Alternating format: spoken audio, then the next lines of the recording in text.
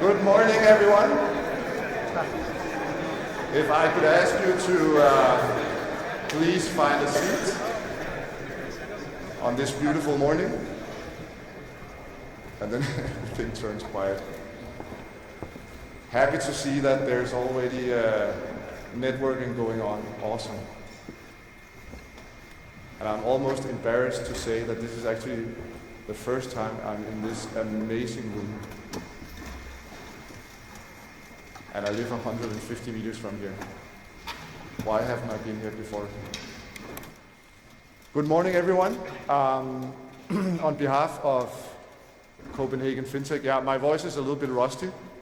This might be your first day. This is actually my fourth of the Copenhagen Fintech Week. We started Friday with a student hackathon or a startup weekend at at Danske Bank, together with Nordea, Nordic API Gateway, and Keylane. So yesterday we found the winners of the Copenhagen Fintech Startup Weekend 2019. Very exciting.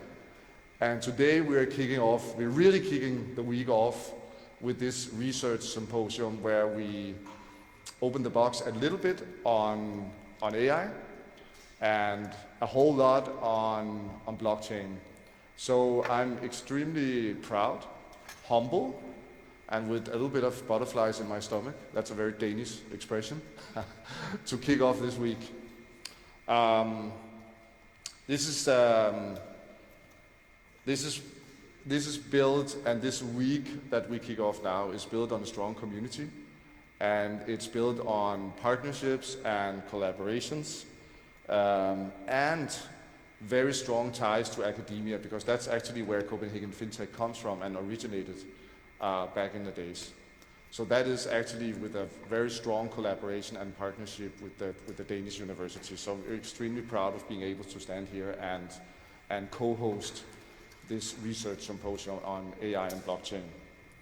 So through our partnership with Infinite, we work with bridging research with industry. I can see a lot of industry people here. I'm very happy about that.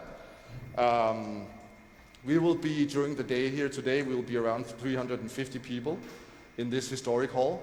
And I think that's a testimony to how we work also bridging academia with the industry. A little bit about Copenhagen Fintech in numbers.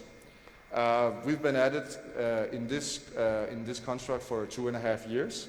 We've had around 100 startups. This is what we do, put the startups in the center of the innovation ecosystem.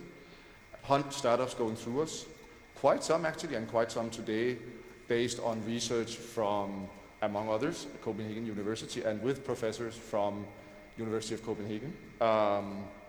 We've grown the number of startups from 75 2.5-3 years ago to more than 230.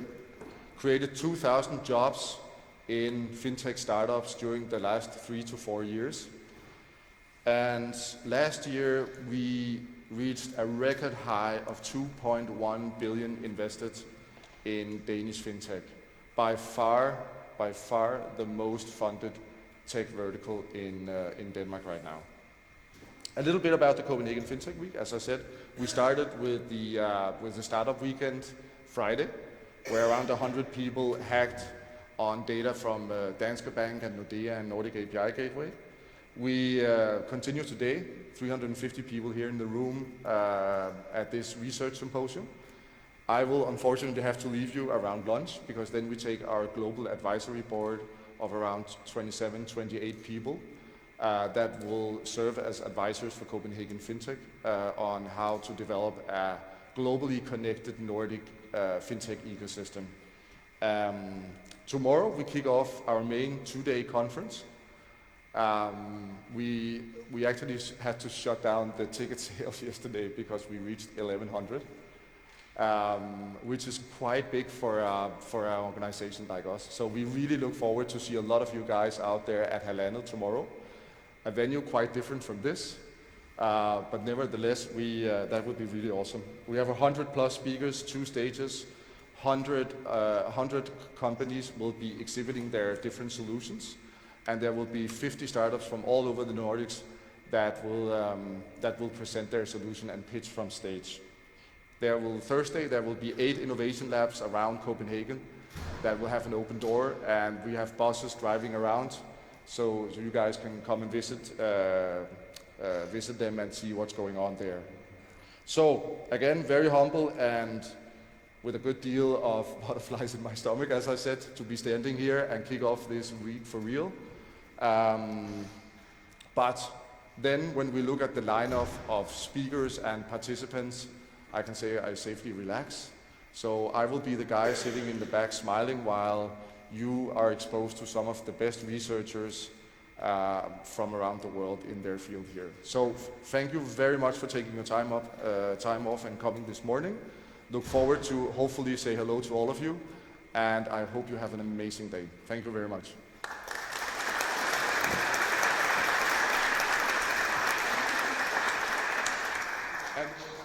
Sorry. Thank you, Thomas.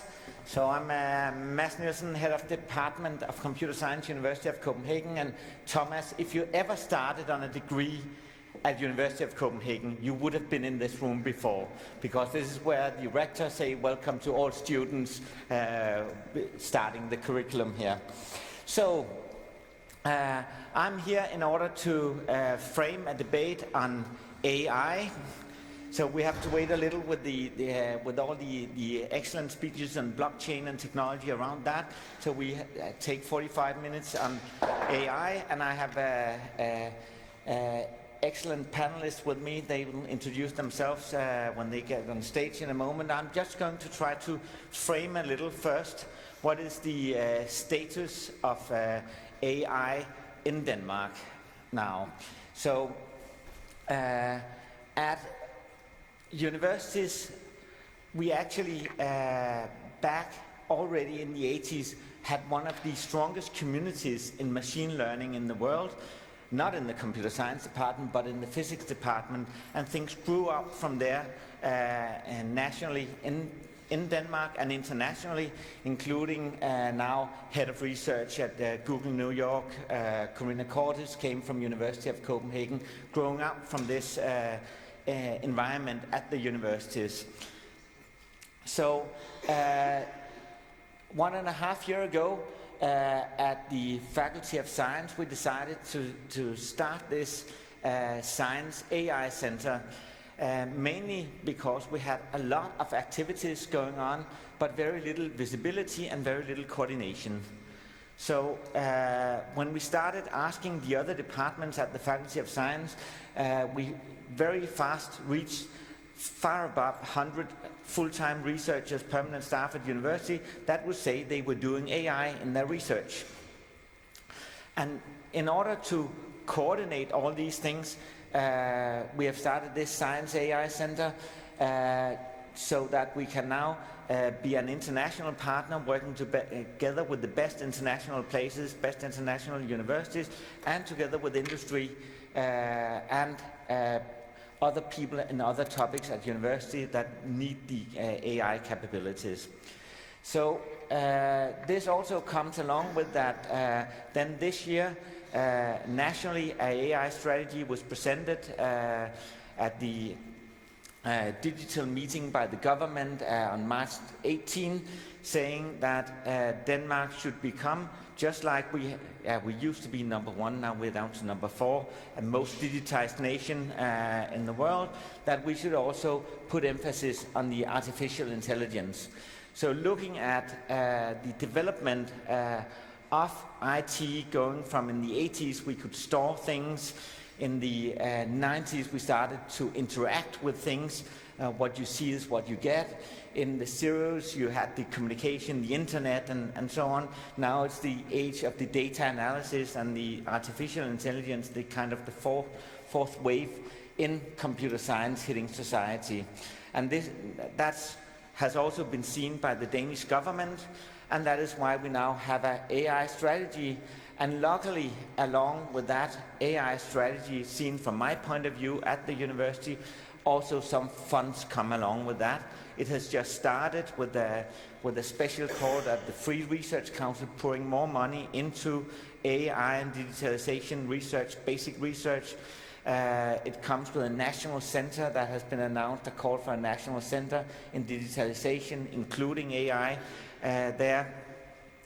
They have been doubling the amount of money to spend together with the regions and municipality for welfare technology, including AI again. So some things are starting, and then the last thing is that together with private foundations that we are lucky to have in Denmark, the Basic Research Foundation is going to announce a call on a pioneer center in artificial intelligence also, which will be a substantial amount of money for basic research in the disciplines, technical disciplines behind AI. So we are, us that have been researching these topics, we are seeing things coming, moving ahead. We see that our students is going in this direction also. When I gave a machine learning course 10 years ago, I would be lucky to have 25 students following that. Now we have more than 400 students following our machine learning course. So actually twice as many as starts on computer science every year, because students from other topics also choose that because it's useful not just for computer scientists but in any topic to know something about machine learning. So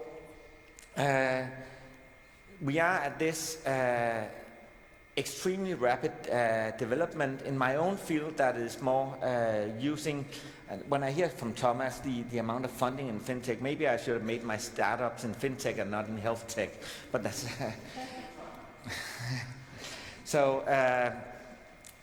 so we see that, but even in health tech we can get funded nowadays. That's, we see that things are moving. We see that the knowledge from the university are getting out there and is working in society. We see that the universities are getting to a point where we are hiring more, we are educating more students, so we have more graduates from the universities, but we are still far from having, you can say, the excellent ecosystem on how to get our knowledge at the universities out and really make a difference in society. So that's one of the reasons why we have this debate today and also having this symposium today in order to bridge the gap between academia and industry in fintech. So who is next coming up and give a pitch on? Omri, that's you. There you were. Good.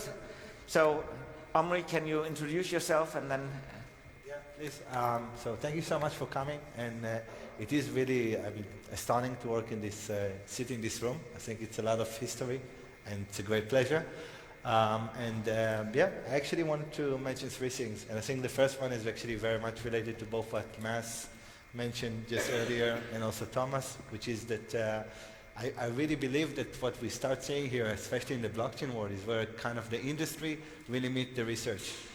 Because at least two of the biggest challenges we see on blockchain technology that will be discussed here today are the issue of scalability. How can we scale it? And I guess our keynote, Silvio from Algorand and Turing Prize winner, will tell us a lot about it, and issues around security and how can we secure the smart contracts that actually potentially are running and going to run fintech, which is financial services and infrastructure on the blockchain. And a lot of challenges exist on it, and we've seen already by now a few big hacks that has been happening in this space, and we'll have some speakers sharing with us about the knowledge around formal verification and how this can actually be done better. So it's really exciting, and it's really exciting to sit in a place where we can actually both see a really good academic work, which is colluding together with good industry effect. And most of the people presenting today actually have one fit in the academic work, usually a very strong one, and equally strong fits in the business world. So we're really, really excited that we see much more of that collaboration happening. And I think the Danish ecosystem is very good for it because we see a lot of research funds that are actually affiliated and sent for that kind of collaboration. So this is the, sort of the main thing I wanted to mention, and I wanted to also thank you all for coming here today, which is a great pleasure. And the last thing to mention to the ones that are unaware, that we are running for the 4th year in a row a Blockchain Summer School by the European Blockchain Center, which will happen on, I think, 14th to 17th of August. Yeah, I also said invite you, but it's happening at KU this year. So if you haven't, 4th year in a row is not a lot for research, but in the world of blockchain is quite a lot. And we really hope to see some of you there. And if you want more information, come and contact us about it. So yeah, thank you very much, Mas. I'll leave it back to you for the panel.